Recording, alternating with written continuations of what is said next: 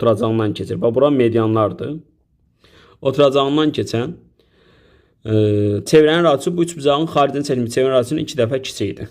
Yəni böyük üçbucağın böyük erinin balaca üçbucağın balaca er deyim ona nisbəti 2-dir. Bu nisbat eləyəcək. Necə isbat eləyirik? Çox bəsit.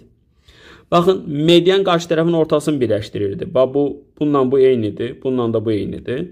Onda mən bu C1, B1-i birləşdirsəm, C1, B1 olur AC-nin yarısı. Yəni A bölü 2 olur.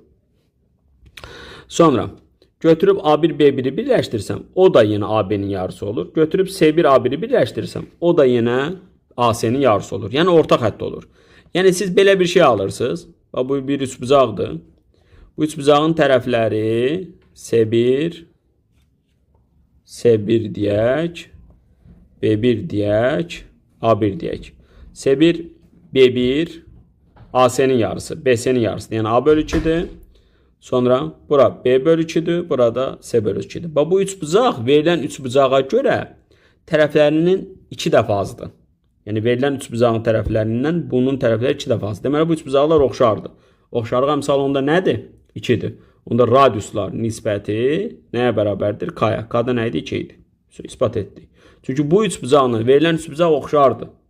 Bunu da deyə bilərsiniz. Və tərəflər nisbəti 2-dir. Yəni K 2-dir. Onda radiuslar nisbəti də 2-dir.